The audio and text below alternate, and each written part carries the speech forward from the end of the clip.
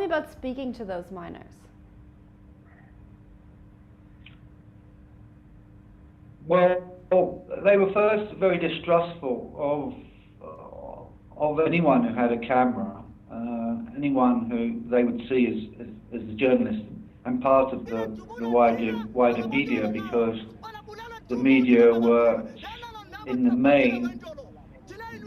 reporting the point of view of the powers that be, the mining corporation, the government, the African National Congress, the South African Communist Party, the National Union of Mine Workers,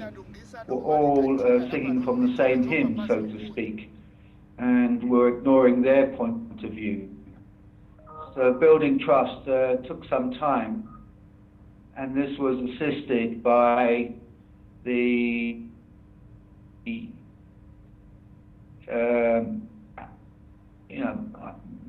me being involved not only as a filmmaker but also as an activist, trying to get them, ensuring that they knew the Commission of Inquiry was coming up, that they would need to be represented, helping to introduce them to lawyers, assisting them with their strike, which continued after the massacre with whatever assistance we could, solidarity we could raise. So they began to see me not only as a storyteller or journalist, but as someone who respected their point of view, understood their point of view, and was willing to side with them against this avalanche of propaganda waged against them. Now, from a filmmaker's point of view, why did you tell the story from the point of view of the mine workers?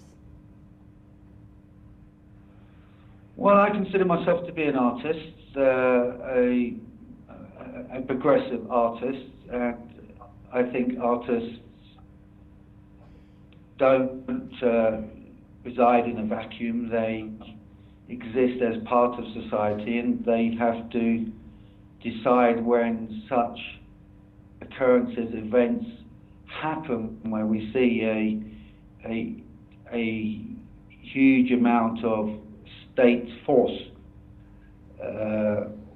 being meted against ordinary, everyday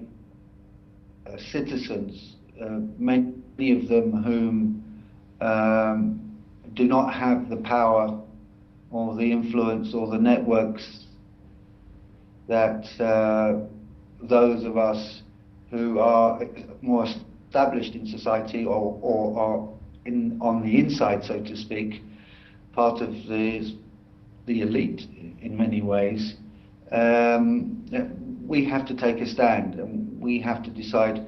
whose side we are going to privilege, whose point of view we're going to privilege. And given the fact that this group of workers were acting independently of any trade unions,